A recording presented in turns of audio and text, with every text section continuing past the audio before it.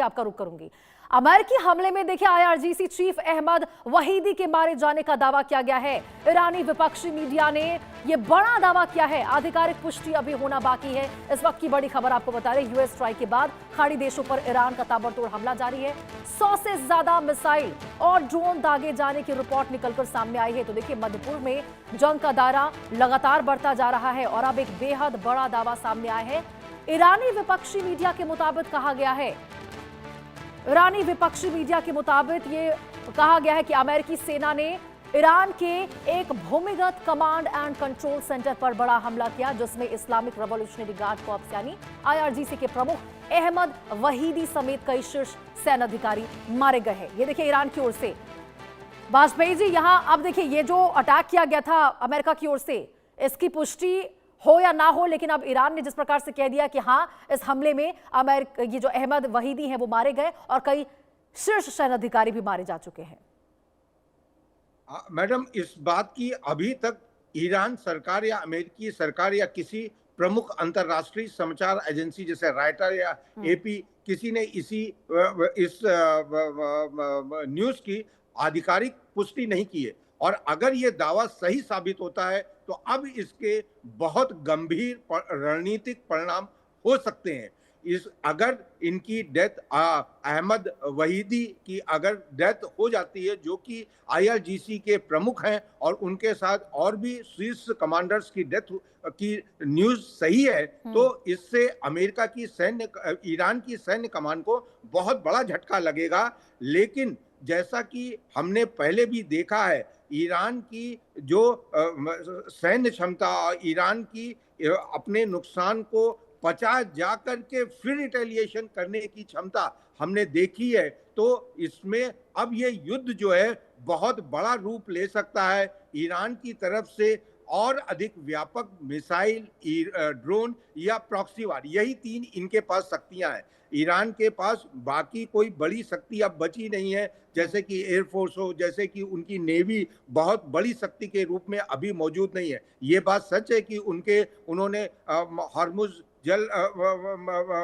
Channel को block करके रखा हुआ है, लेकिन उनकी नेवी, उनकी एयरफोर्स और उनकी आर्मी बहुत सीमित हो गई है। लेकिन उनके पास अभी मिसाइल पावर, ड्रोन पावर और प्रॉक्सी पावर से मेरा मतलब है उनका हिजबुल्ला, उनका हूती, उनका हमास, ये पावर अभी भी है उनके पास। लेकिन वाजपेयी जी, जिस प्रकार से यहाँ नुकसान पहुंचा ईरान को, आपने खुद बताया कि यहाँ केवल प्रॉक्सी पावर और कुछ चीजें, ड्रोन ये सारी चीजें बची हुई है, बाकी बहुत ज्यादा नुकसान हुआ है। तो कहां तक खींचेंगे इस युद्ध को?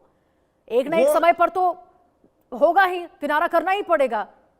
ईरान ने ये बात युद्ध के बीच में भी, युद्ध के पहले भी पूरी तरीके से कही हुई है कि वो अपनी अंतिम क्षमता तक वो हार नहीं मानेंगे। वो अब इस युद्ध को लड़ने के लिए अपना सब कुछ झोंक देंगे। हाँ, ये बात भी पूरी तरीके से सच है कि अमेरिकी सैन्य क्षमता का ईरान के पास कोई जवाब नहीं है, और वो क्षमता कई गुना और बढ़ जाती है जब इजराइल भी अमेरिका के साथ एक साथ ईरान पर अटैक करता है।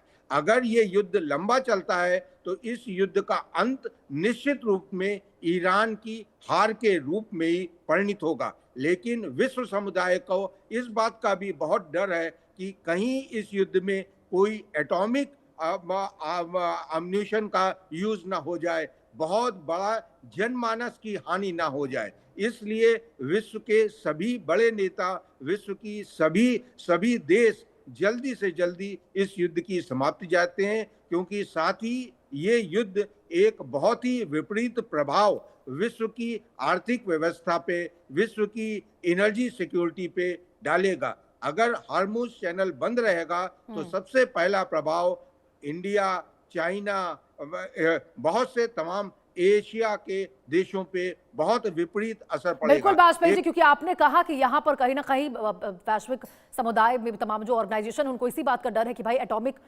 इस्तेमाल ना हो जाए बम का कहीं। और लेकिन देखिए अब जो ये खबरें निकलकर सामने आ रही है कि ईरान यहाँ पर परमाणु बम बनाने के करीब पहुंच रहा है, क्यों अड़ा हुआ है? जब इसी बात पर दोनों के बीच में युद्ध हुआ है, अब आपने वादे भी कर दिए, दावे भी कर दिए, अलग बात है कि आपका एमओयू जो था सब कुछ अब इतर बितर नजर आ रहा है, लेकिन इतना अड़ना क्यों? क्योंकि देखिए, यदि इजराइल और अमेरिका वाकई अपने पर आ जाते हैं तो फिर ईरान कहां तक बच पाएगा? इसका मूल कारण एकमात्र ये है कि हाँ। ईरान मुस्लिम समुदाय में और मिडिल ईस्ट में इकलौता अपने को सबसे बड़ा दादा घोषित करना चाहता है। जिस दिन उसके पास एटॉमिक पावर आ जाएगी तो वो इजराइल को बहुत बुरी तरीके से दबा सकता है। और अमेरिका भी, जैसे कि आपको याद होगा, नॉर्थ कोरिया के ने भी लगभग जैसा रूप ईरान ने अपने बहुत से वक्तव्यों में इस युद्ध के पहले से लिया हुआ था। डेड अमेरिका, अगेंस्ट अमेरिका की जो पॉलिसी लेकर के चल रहा था, वैसा ही उत्तरी अमेरिका भी पॉलिसी लेके चल रहा है चीन के परोक्ष समर्थन के साथ। लेकिन अमेरिका ने कभी भी नॉर्थ अमेरिका पे हमला करने की कोई भी ताकत, कोई भी एक्शन नहीं लिया। उसका एक मूल कारण यही था कि नॉर्थ अमेरिका परमाणु एटॉमिक पावर से युक्त देश है। जिस दिन ईरान एटॉमिक पावर हासिल कर लेता है तो उसको अमेरिका की ओर से जो वर्तमान में और पिछले कुछ हमले झेलने पड़े हैं उनमें काफी कमी आ सकती है, ईरान का ये मानना है। यानी कि वाजपेयी जी, चाहे कुछ भी हो जाए, उसको समझ में आ गया है कि भाई परमाणु हथियार होना कितना जरूरी है, क्योंकि जिस तरह से नुकसान हुआ है ईरान को, ये बात ईरान शायद समझ गया है। और यही वजह है कि चाहे अमेरिका, चाहे इजराइल कितना भी कोशिश कर रहे हैं, धमकियां दे रहे हैं, चेतावनियां दे रहे हैं, लेकिन ईरान है जो डटा हुआ है। ठीक है, बहुत बहुत शुक्रिया वाजपेयी जी, बहुत शुक्रिया आपका विशेष बातचीत में जुड़ने के लिए। चलिए, और इसी के साथ खबरों का सिलसिला लगातार जारी रहेगा। फिलहाल एक छोटे से ब्रेक के लिए